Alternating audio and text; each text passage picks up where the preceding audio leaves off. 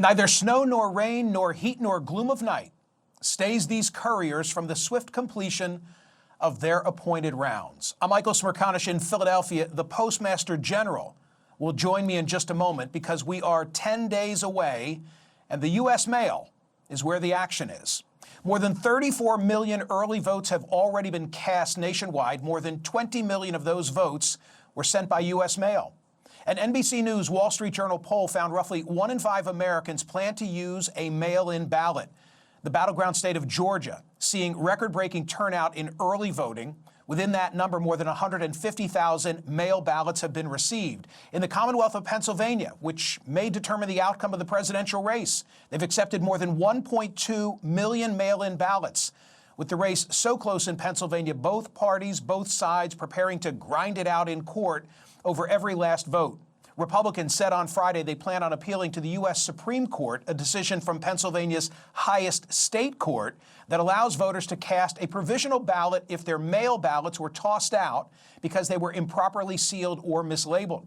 It's unclear how many ballots the dispute could affect, as not every county notifies voters ahead of Election Day that their mail ballots have been disqualified. 6 out of the 7 battleground states will accept mail ballots if they're received on or before Election Day. Nevada will also accept mail ballots up to 4 days after the election if they're postmarked on or before November 5th. Similar to 2020, we may not know the projected winner on election night. Poll workers in Wisconsin and Pennsylvania barred from opening and processing mail-in ballots until Election Day. That could cause delay. With only 10 days to go, you can count former President Barack Obama as among the 19 million Americans and counting who have voted early. Hey everybody, I am back in my hometown of Chicago and I just filled out my ballot to vote. And it's time for me to go drop it off in the mail. So, filled out my ballot. I'm now putting it in this trusty mailbox. But I gotta make sure that it goes in there. It is now successfully in the mailbox. I trust the U.S. Postal Service to get this done. Last month, nearly 3 dozen top election officials nationwide raised their concerns with the U.S. Postal Service about timely delivery of election materials. Good opportunity to check in with the United States Postmaster General, DeJoy. Mr. Postmaster General, thank you for being here. Big picture it for me. What does your performance dashboard say about the 2024 election mail as of now? Well, Michael, thank you for having me. Just in general, first off, it's an exciting time to be at the United States Postal Service and work, all the employees working at the United States Postal Service as we undergo a major transformation for the future. Nothing's more important right now than this year's election. We have so far received about 664 million ballots tendered to us, and we're in process of coming back from the voters. We are very much dialed down on processes across our 31,000 facilities. We have a good communication system between ourselves, our OIG, the election officials, secretaries of state. We're seeing 99% on-time performance across the nation. Where we have issues, which are incidental issues throughout, we're on them. The communication feeds right up through the whole organization, right out to the election officials. And I'm pretty excited about where we are. And we're coming into the final stretch right now, and as I said when I spoke to you before, we're gonna have good performance. Not perfect, but world-class performance with regard to our transaction ability. I think that some viewers might be surprised about the precision with which you can track the data. I'm going to put on the screen a part of your testimony before Congress a couple of months ago, where you spoke of fiscal year 2024 as it then existed, where you were delivering on time at 94.29% of the time, with 96.71% delivered within a day of our standard on average. And this relates to election mail. On average, you said at the time, it is being delivered in just 1.3 days. How are you able to be so certain? What's the tracking process? Can you give me the short version? Yeah. So mail that we have we have codes, we have barcodes on our system, we have clearance processes throughout the operation, and over the last 4 years, a lot of new technology has been employed both by us and by our election officials to follow the ballots, follow the ballots through the system.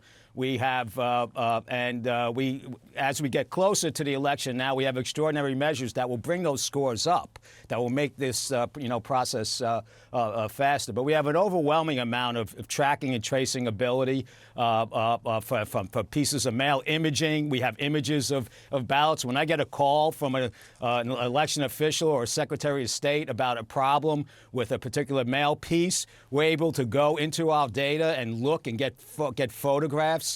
Images that were taken as it moved through the process of those particular pieces, as long as we can get the identity, the time, the date, the location that it in fact happened. It's pretty amazing.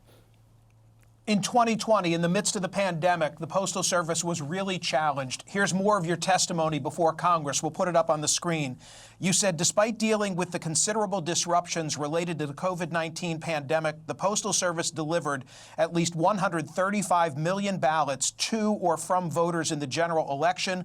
We delivered 99.9% of ballots from voters to election officials within 7 days. We delivered 97.9% of such ballots within 3 days.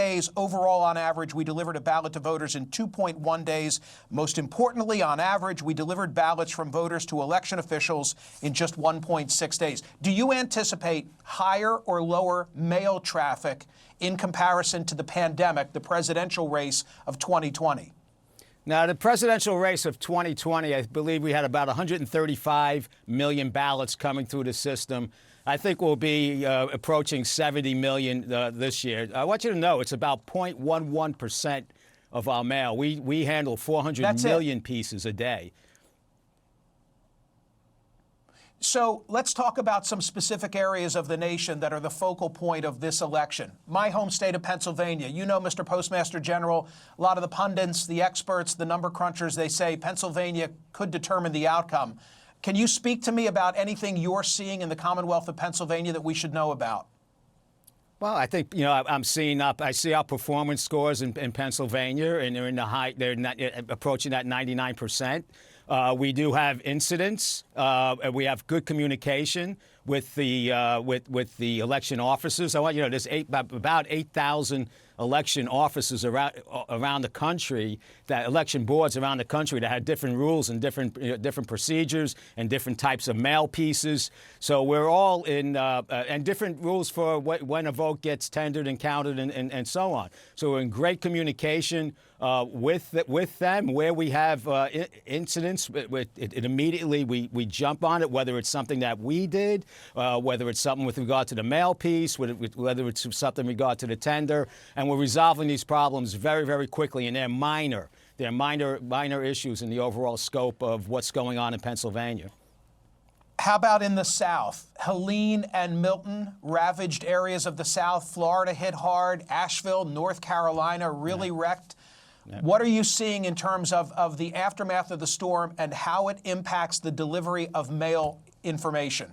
Yeah. Well, first of all, both of those hurricanes, and my heart goes out to all those people that were affected by it. I will tell you, we are second to none in our response to disasters. We're the first sign of normalcy that comes into these communities.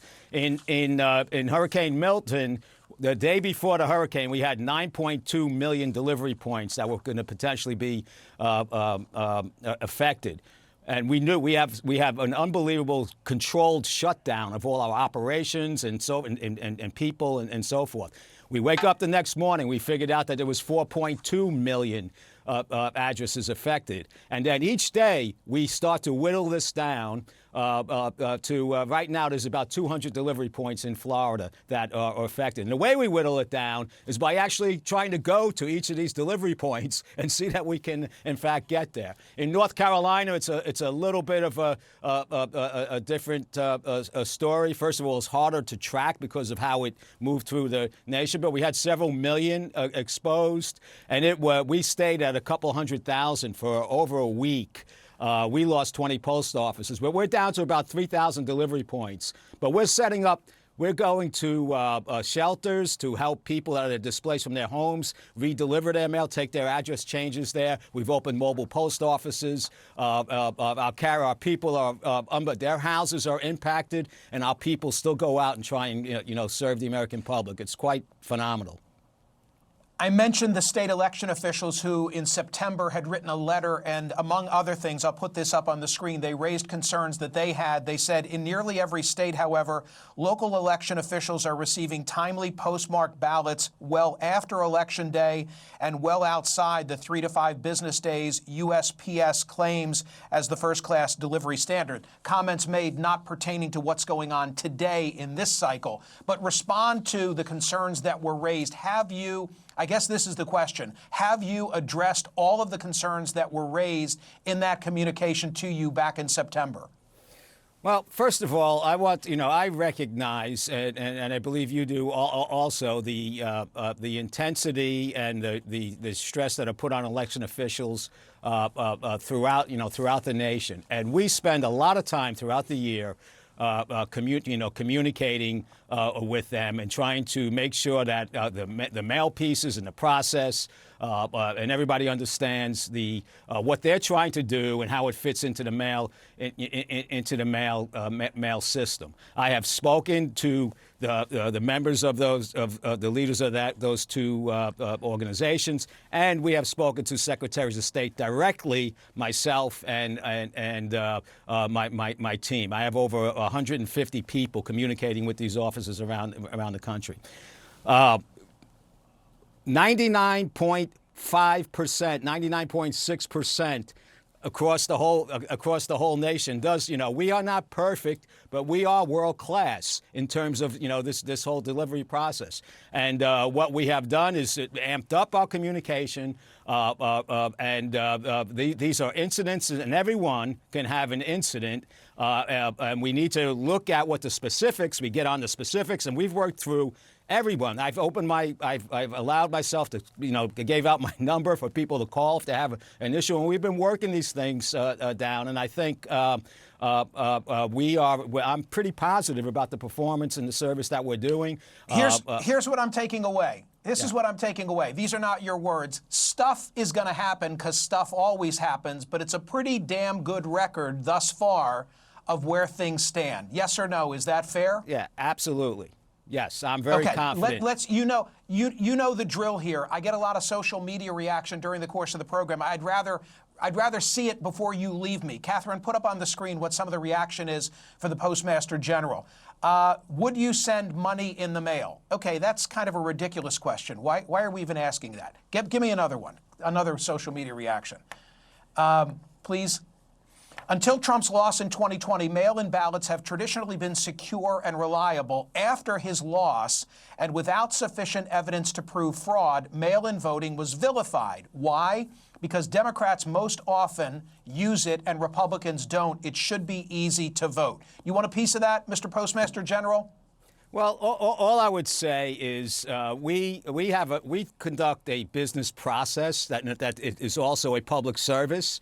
And our operations, we collect and deliver mail. We don't deal with policy. We don't deal in a lot of rhetoric. We try not to incite the public in any other way than to be confident in terms of what we do. And you know the rest of it, what goes on there. We're very much focused on improving our service, both in terms of our public service to the American people, which includes other things besides just election mail, and also growing our revenue, reducing our cost, and so on. Final question. Is there a common misconception? Is there an urban legend that you hear time and again under this umbrella of election mail that you want to address? Something that you came here to say today that I've not given you the opportunity to say? Well, I would say this, that as I said, we have 640,000 people across 31,000 facilities that work very, very, very, very hard to deliver for the American people throughout the year, and especially when it comes times to disasters, national disasters, and election time. Our people dive on ballots when they see them, and we conduct extraordinary measures in the last days. And this coming week is the toughest week for the Postal Service, tougher than even our peak season, because of the exactness that we try and get at every single ballot, trying to get it delivered. Having said, and we go through that, and we do a good job, irregardless of when it gets tendered, irregardless of the type of mail, the precision in the mail piece, irregardless of the size. We're going to get to that 99.5 something, 99.6% performance level. Okay. At the end of that, there's pieces. 99.5 or 99 or 99.6. Appreciate your being here and hope that things continue to run smoothly for the next 10 days. Thank you. Thank you, sir.